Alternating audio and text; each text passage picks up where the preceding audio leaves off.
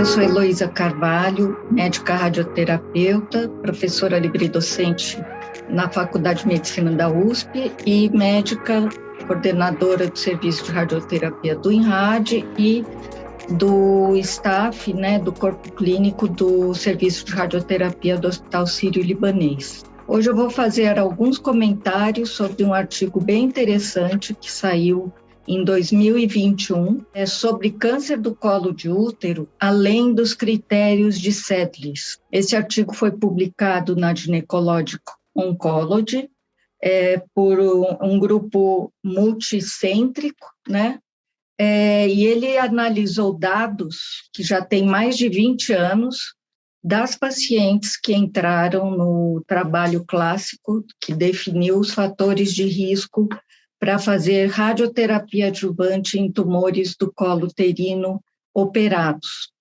Nos critérios originais conhecidos como critérios de Sedlis, as pacientes tinham um risco de recaída local, principalmente quando tinha infiltração de estroma, além da metade, ou um terço médio além da metade, invasão linfovascular e um tamanho acima de 4 centímetros. Esses são os critérios que a gente usa até hoje, mais de 20 anos depois da publicação do Sedlis. E o que é interessante desse artigo, que eu achei muito importante, é que eles vão unir ou agrupar pacientes de 3 estudos publicados pelo GOG, o Gynecology Oncology Group, que avaliaram pacientes em estágio 1 operadas como tratamento curativo e que entraram nesses 3 estudos randomizados, um avaliando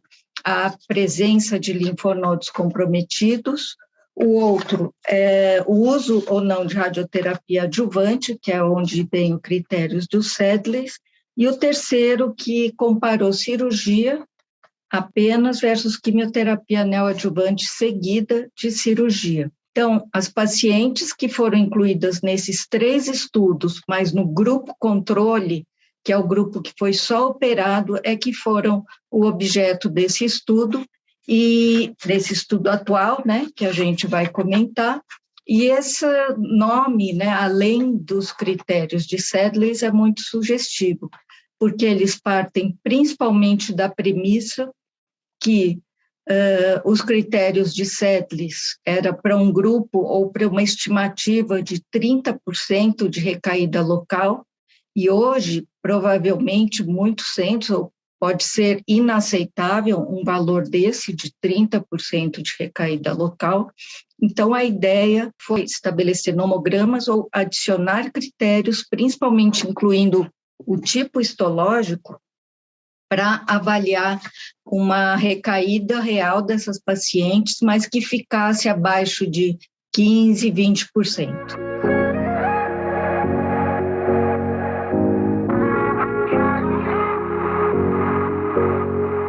O principal dado desse artigo, além de Sedlis, é a diferenciação entre as histologias, carcinoma espinocelular e adenocarcinoma.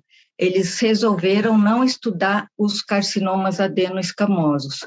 A gente sabe que a incidência de adenocarcinoma vem aumentando, principalmente às custas da vacina do HPV, que vai ser o principal método para se prevenir o câncer de colo de útero. Então, quanto mais meninas, crianças e jovens forem vacinados agora ao longo dos anos, nós vamos ver uma queda, esperamos, na incidência do câncer de colo de útero, principalmente do carcinoma espinocelular. E vamos ver um aumento relativo do adenocarcinoma, sim, apesar de que também pode ter relação com a infecção pelo HPV, mas ainda não é uma relação tão direta, e a vacina a gente sabe que previne mais dos tipos HPV 16, 18, agora tem a quadrivalente, mais voltada aos carcinomas espinocelulares. Então, estamos vendo um aumento relativo de adenocarcinomas, onde as respostas ou as orientações que esse artigo nos dá vão nos ajudar muito na nossa decisão terapêutica.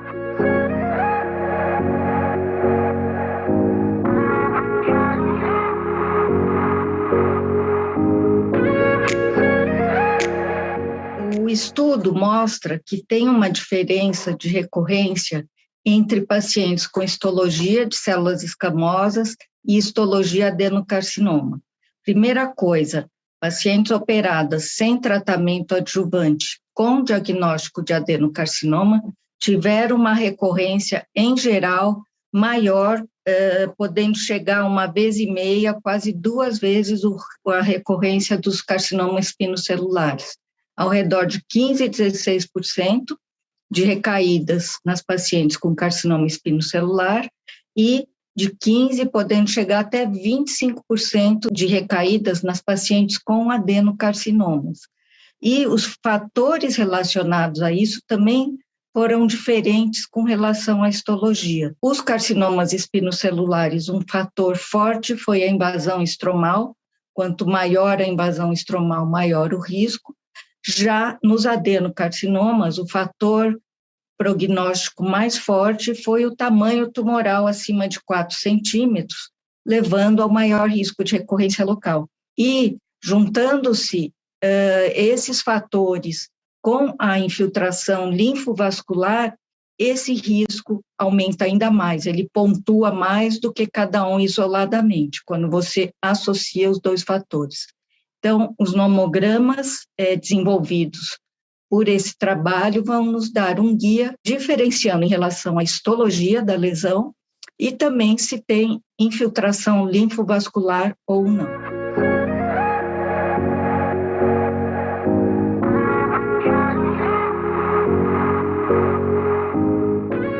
Um estudo como esse nos ajuda muito na decisão terapêutica, ou seja, apesar de servir como um guia, obviamente a gente não vai usar só o estudo e a aplicação dos nomogramas na nossa prática clínica. Sempre dados individuais do paciente, situações específicas de cada um devem ser levados em conta. Mas, a hora que você associa os fatores clássicos de Sedlis e diferencia as pacientes pelo tipo histológico, isso também já nos ajuda bastante e nos dá uma orientação prática em relação a risco de recaída ou não e necessidade ou não de se indicar ou se fazer um tratamento adjuvante adicional. Por exemplo, hoje nós temos dados de literatura ou artigos comentando sobre o que fazer com pacientes que apresentam uma recaída central ou doença residual após radioquimioterapia concomitantes em estádios mais avançados. E não é raro a gente ver nos estudos que fazem o que a gente chama de esterectomia central, doença residual nas pacientes que tinham diagnóstico de adenocarcinoma. Então, sim, provavelmente essa é uma histologia mais agressiva, que merece um olhar mais cuidadoso, né, para ela, principalmente agora que vem aumentando, e esse artigo nos ajuda muito nessa decisão, principalmente quando a gente usava até agora os critérios de Sedlis isoladamente. Ele adiciona a esses critérios informações a mais que nos ajudam também em relação a pesar risco-benefício e risco de recaída para as pacientes.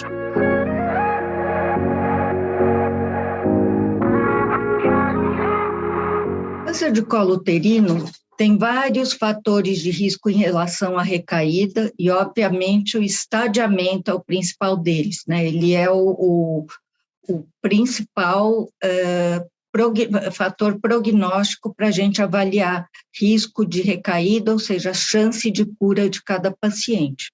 Dentre as pacientes com maior chance de cura nos estádios iniciais, e principalmente nos casos operados, que a gente chega a quase 100% de cura, os fatores principais ainda envolvem dados de estadiamento, como infiltração parametrial, infiltração ou comprometimento linfonodal, situação das margens, cada vez mais com exames de estadiamento mais completo, a gente reduz as cirurgias nessas pacientes de maior risco, que vão para uma radioquimioterapia, e os fatores de risco intermediário, que a gente fala que são exatamente os critérios de Sedley.